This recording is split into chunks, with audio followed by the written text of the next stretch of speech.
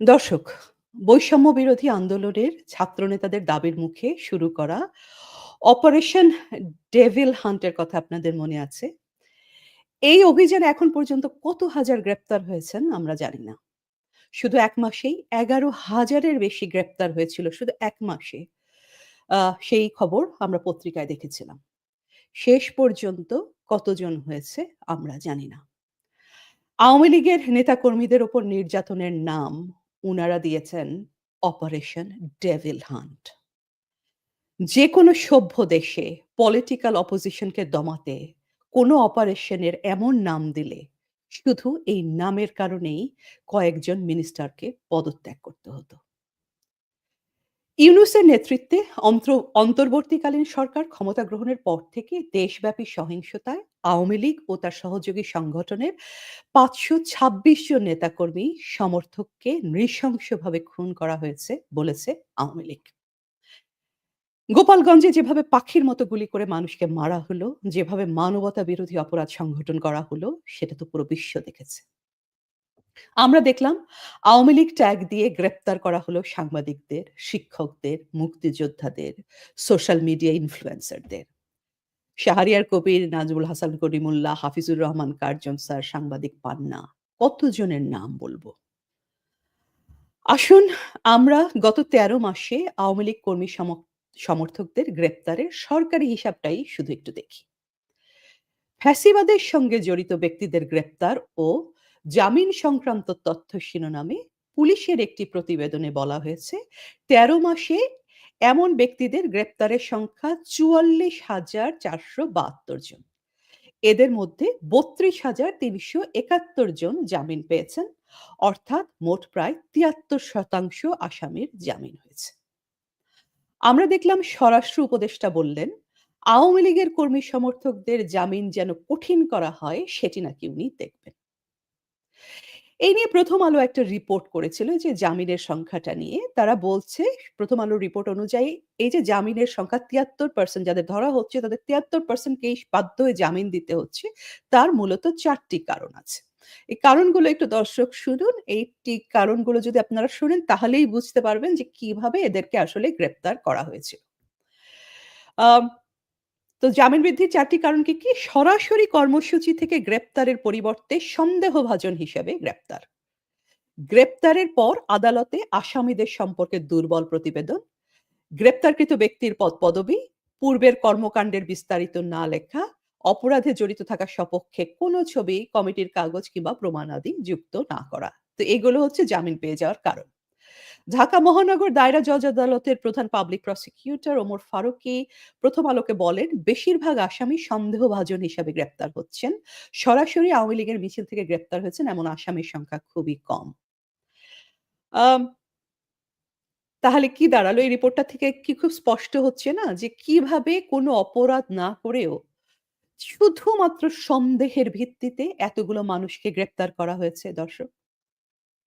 তো এদের বিরুদ্ধে কোনো তথ্য প্রমাণ দেখাতে পারেনি পুলিশ। তথ্য প্রমাণ কোথা থেকে দেখাবে? কারণ তাদের বিরুদ্ধে তো কোনো তথ্য প্রমাণ নেই। তাদের তো বেশিরভাগকে গ্রেপ্তার করা হচ্ছে শুধুমাত্র সন্দেহের বশবর্তী হয়ে। এদের কিভাবে গ্রেপ্তার করা হয়েছে, কিভাবে নির্যাতন করা হয়েছে আমরা জানি না। পত্রিকার রিপোর্টে কিছু খবর আসে দর্শক, পড়ে স্তব্ধ হয়ে যেতে হয়।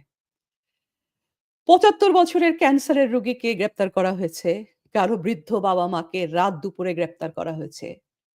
তো এই রিপোর্টটা এতখানি ড্যামেজিং যে শুধু এই রিপোর্টের ভিত্তিতেই কিন্তু স্বরাষ্ট্র উপদেষ্টা এবং আইন উপদেষ্টার পদত্যাগ করা উচিত ছিল। অন্য কোনো সভ্য দেশ হলে তাই করতেন তারা। অথচ মানুষকে হয়রানির জন্য ক্ষমা প্রার্থনা তো দূরে থাক, উল্টো স্বরাষ্ট্র উপদেষ্টা যখন বললেন যে জামিন পাওয়া তিনি আরো কঠিন করবেন, তার মানে দর্শক কি দাঁড়ায়? এর আগেও ফেব্রুয়ারি মাসে আমরা শুনলাম আসিফ নজরুল বললেন, হুটহাট করে কাউকে জামিন দেবেন না। মানে উনি জাস্ট ডিকটেট করছেন যে কাউকে জামিন দেওয়া যাবে না। অথচ জামিন পাওয়া কিন্তু আপনি যদি কোন অপরাধ করে না থাকেন, আপনার বিরুদ্ধে তথ্য প্রমাণ যদি না থেকে থাকে, আপনার জামিন পাওয়া কিন্তু একটা অধিকার। আ তো তার মানে কি? প্রমাণ থাকুক আর নাই থাকুক, আপনি আওয়ামী লীগের কর্মী হন আর না হন, অপরাধ করুন কিংবা না করুন, মিছিল থেকে আপনাকে ধরুক কিংবা সন্দেহের বশবর্তী হয়ে আপনাকে ধরুক, পুলিশের মামলা-বাণিজ্যের কারণে আপনাকে ধরুক বা কোনো প্রতিহিংসার বশবর্তী হয়ে কেউ আপনার বিরুদ্ধে অভিযোগ তার ভিত্তিতে ধরুক, আপনার জামিন হবে না। মানে এই দেশে ইউনূসের বাংলাদেশে শীর্ষ সন্ত্রাসীরা জামিন পাবে, যৌন নিপীড়ক, শিশু ধর্ষণকারী ছাড়া পাবে, কিন্তু লেখক, সাংবাদিক আর আওয়ামী লীগ কর্মীদের জামিন হবে না। মুক্তিযুদ্ধের কথা বললে জামিন হবে না, বঙ্গবন্ধুর কথা বললে জামিন হবে না, সরকারের সমালোচনা করলে জামিন হবে না। তাই তো? এই কিছুদিন আগে আমরা স্তব্ধ হয়ে দেখলাম যে বিগত সরকারের একজন মন্ত্রী হাতে হাতকড়া পরা অবস্থায় তাকে মরতে হলো। এই একটি ছবি যেকোনো দেশে একটি সরকার পতনের জন্য যথেষ্ট। অথচ আমরা কি দেখছি? আমরা একটা করে দেখি দর্শক। আ আইনের শাসনের মানে কি? আইনের শাসনের মানে হলো জবাবদিহিতা, সেপারেশন অফ পাওয়ার, আইন ন্যায্য হতে হবে, আদালত স্বাধীন থাকতে হবে, বিচার ব্যবস্থা হতে হবে সবার জন্য সহজ আর ন্যায্য। আমাদের সংবিধান আমাদের দিয়েছে মত প্রকাশের স্বাধীনতা, দিয়েছে মিছিল করার অধিকার, দিয়েছে আরবিট্রারি অ্যারেস্ট এর বিরুদ্ধে সুরক্ষা।